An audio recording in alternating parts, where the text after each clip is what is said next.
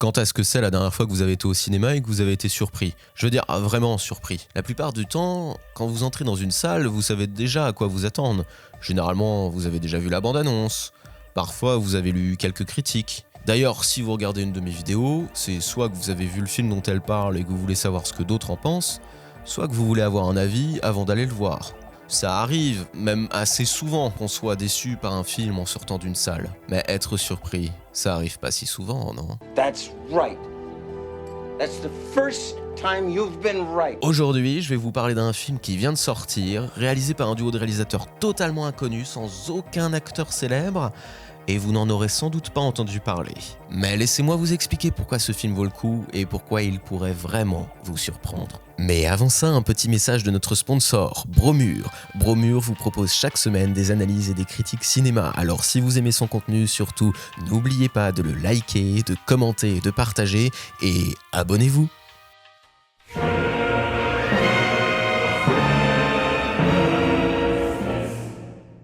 Vous ne savez probablement pas qui sont Dennis Cooper et Zach Farley et il y a de fortes chances que vous n'ayez pas entendu parler de leur dernier film, Room Temperature. Si vous voulez voir le dernier film que tout le monde va voir, allez regarder ma critique de Wicked 2, ça fera l'affaire. Ou celle de Bigonia, elle est aussi sur ma chaîne et c'est un très bon film. Mais si ce qui compte pour vous, c'est de sortir des sentiers battus, prendre des risques, si c'est moins d'avoir vu le dernier film que tout le monde va voir, mais plutôt de ressentir vraiment des choses, alors attendez, je vais vous expliquer pourquoi Room Temperature vaut le coup.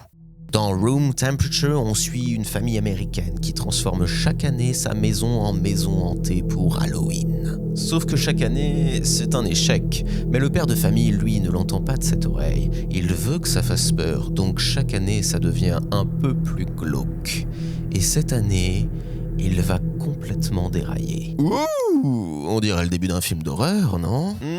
C'est un peu plus compliqué que ça. C'est un peu un film d'angoisse, un peu un film comique et aussi un peu un film d'amour. C'est un film bâtard. Quand vous allez voir un film, vous y allez en ayant en tête, que vous en ayez conscience ou non, tous les films que vous avez vus. Et ça crée un horizon d'attente, un ensemble de règles que vous attendez que ce film respecte et applique lui aussi. Généralement, les films respectent plus ou moins ces règles. C'est pour ça que vous n'êtes pas souvent surpris au cinéma. Et c'est pour ça que Room Temperature risque de vous surprendre. Alors pourquoi est-ce que c'est un film intéressant? Pour 3 raisons que je vais détailler dans ma critique. La première, c'est parce que c'est un film qui joue des codes du genre. Et ça, c'est la garantie d'être surpris. La deuxième, c'est parce qu'il met en scène des personnages décalés, bizarres. Et la troisième, c'est parce que c'est un film hanté par l'amour et la mort.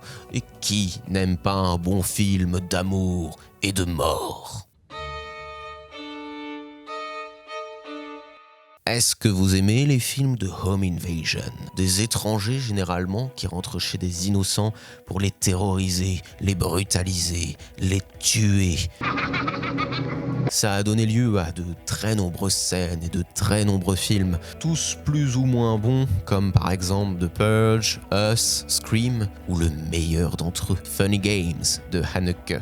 Room Temperature est un home invasion à l'envers. Le père de famille est obsédé par son projet de maison hantée, alors comme il n'a pas d'autre endroit où le faire, il le réalise dans sa maison, dans la maison de sa famille. La menace ne vient pas de l'extérieur, elle vient de l'intérieur. C'est la famille elle-même qui fait rentrer l'horreur dans sa maison. Le père est obnubilé par son projet de home hunt. Cette pratique aux États-Unis qui consiste à décorer sa maison en attraction de la terreur. Parfois, ça part en vrille, comme cette année. Un couple d'Américains qui avait décoré sa maison pour lui donner l'apparence d'être en proie aux flammes, sauf que c'était tellement réaliste que les voisins ont tous appelé les pompiers en urgence.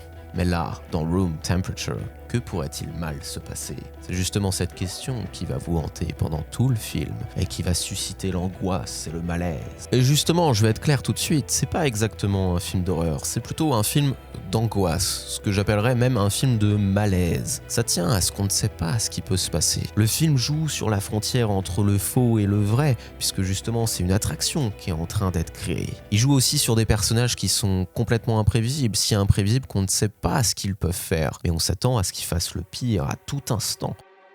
Le premier plan du film s'ouvre sur une maison filmée à distance en plan fixe, au milieu du désert américain en pleine nuit. Les fenêtres de la maison clignotent comme si elle était possédée. Des bruits menaçants et oppressants sortent, forts comme dans une fête foraine, mais quelque chose semble clocher. Le plan s'étend, dure. Vous êtes sûr que quelque chose va se passer. Mais à mesure que le temps passe, vous pensez à tous ces films d'horreur que vous avez déjà vus. Vous êtes assis dans la salle obscure et vous sentez un vent frais qui vous parcourt l'échine. Oui, l'angoisse. Puis, le plan coupe. Gros plan serré sur le visage d'un garçon, allongé sur un lit. On comprend au bruit soudain plus fort qu'on est à l'intérieur de la maison. Une main venue de l'extérieur du champ l'étrangle soudain. Du sang épais coule entre ses lèvres. Puis on comprend que quelqu'un lui lacère le ventre à coups de couteau. Du sang gicle dans le cadre. C'est une boucherie. Sauf que tout ça a l'air réaliste et en même temps faux. Le garçon a l'air résigné, absent. Peut-être qu'il a accepté son sort, ou peut-être que tout ça n'est pas vrai.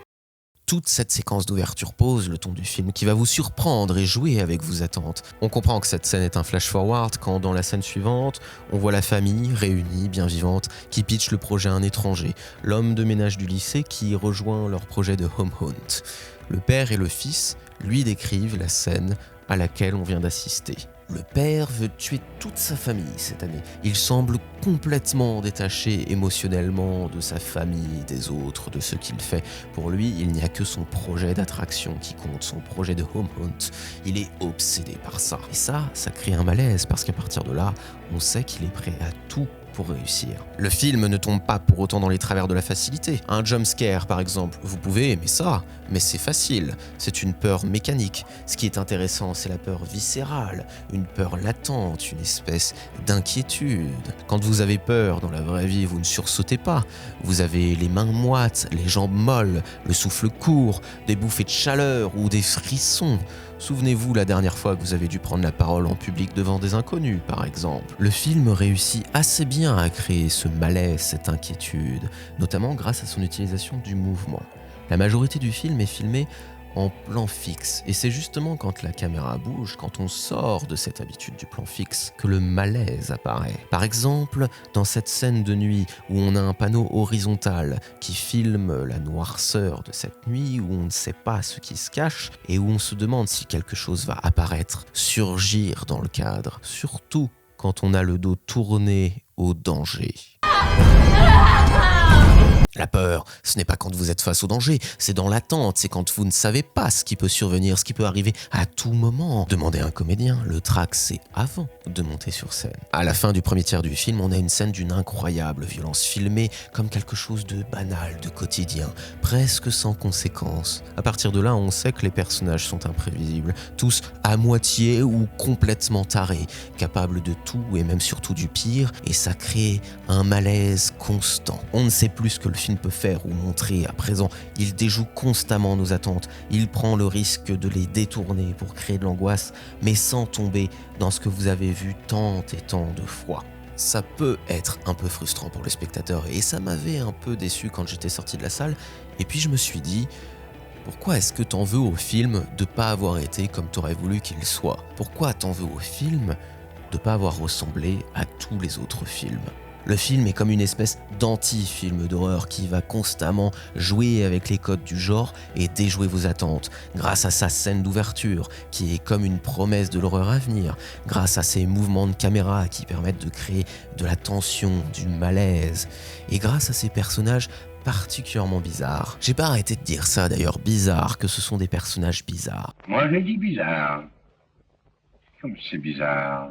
Mais justement, il faut maintenant que je vous explique pourquoi ces personnages bizarres permettent de créer le malaise et participent à cette espèce d'horreur banalisée. Et après tout, que serait un film d'horreur sans son psychopathe ?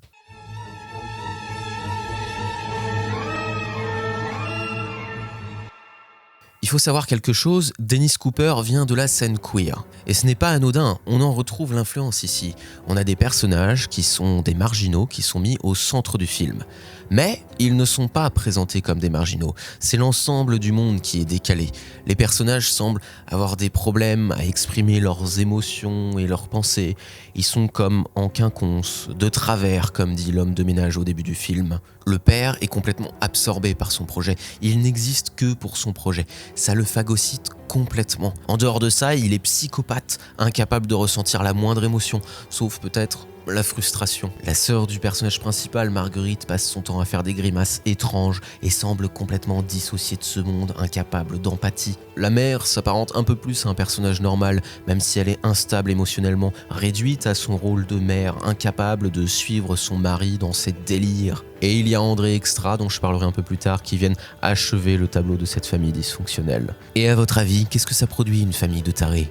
Regardez Feston de Winterberg pour une réponse dramatique et Room Temperature pour une variante angoissante. Même si elle a un côté démonstratif qui, à mon sens, est une faiblesse et un défaut, la scène de la chanson d'André illustre parfaitement les dynamiques de cette famille dysfonctionnelle. Le père d'André lève les yeux au ciel, ennuyé parce qu'il ne s'intéresse qu'à sa propre créativité qui est aride comme le désert américain. La sœur d'André le fixe intensément avec un air de possédé ou de folle alliée. Extra écoute les paroles d'André en rêvant, parce que c'est à lui qu'elles sont majoritairement destinées. Et la mère de famille, le regarde avec l'amour d'une mère, parce que ce qu'on attend d'elle, c'est d'être une mère. La norme s'efface derrière la marge dans ce film. Ce n'est pas un hasard si ça se passe à Halloween où tout le monde se déguise. Les créatures fantastiques sont historiquement associées à la scène queer, parce qu'elles sont stigmatisées, exclues comme les personnes queer.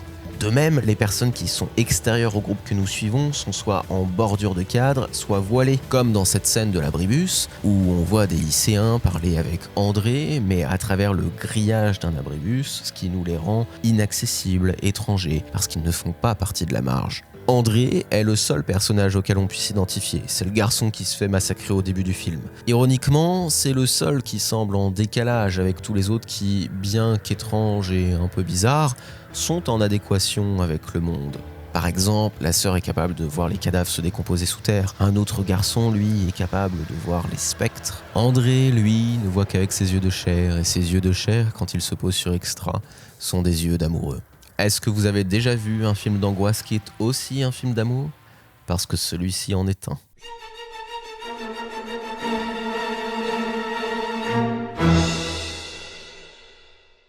Extra, c'est le dernier membre de la famille. Enfin, il ne fait pas vraiment partie de la famille. C'est un Français avec un accent exotique au milieu de cette troupe américaine, et c'est le seul qui semble encore un peu doué de vitalité, d'espoir, de joie. Il est comme un arbre au milieu de ce désert américain. Il fait partie du groupe, mais ça reste un étranger, d'où son nom d'ailleurs. Extra, c'est comme si il était de trop. Il est comme une apparition angélique au milieu de cet enfer banal. Et il est plus créatif et clairvoyant que tous les autres.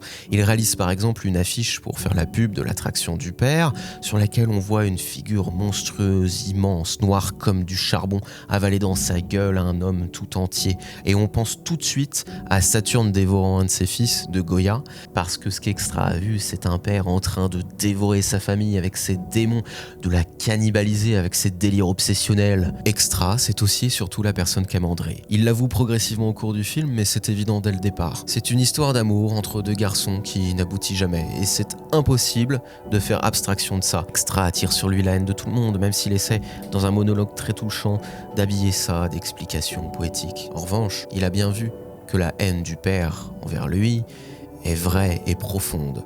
À partir de là, comment faire abstraction du fait qu'André et Extra sont deux garçons et qu'ils s'aiment ? C'est d'autant plus fort que c'est la seule chose qui soit normale dans ce film et que leur amour est la seule chose qui semble vraie. Le film, pour l'essentiel, est à l'image de son sujet. C'est une passion bricolée qui essaie de faire advenir un rêve faux. Mais le vrai rêve, on l'étouffe, on l'empêche de grandir. Il y a une tension forte entre l'horreur spectaculaire qu'on est en train de construire et l'horreur banale, réelle et quotidienne de la haine, l'horreur qui empêche la seule chose vraie et pure d'exister, l'amour entre André et Extra. Je ne peux malheureusement pas trop en dire, mais cet amour contamine le film et le transforme progressivement et donne tout son sens à l'ouverture du film où on voit André se faire massacrer.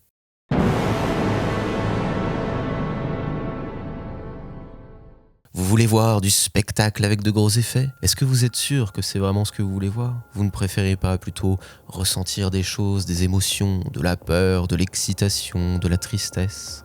Room Temperature est un film qui surprend parce qu'on ne s'attend pas à ce qu'un film aussi confidentiel nous fasse ressentir autant de choses et déjoue aussi intelligemment nos attentes. Vous y ressentirez de l'angoisse, un malaise presque constant, de l'affection et aussi de la tristesse. Quand le cinéma surprend, il surprend aussi avec ses défauts.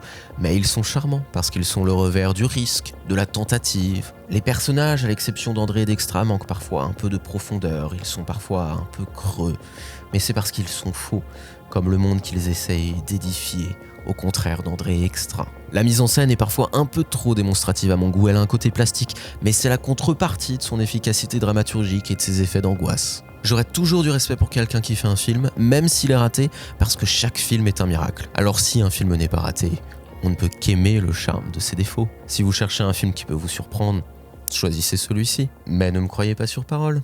Allez-y, vous verrez.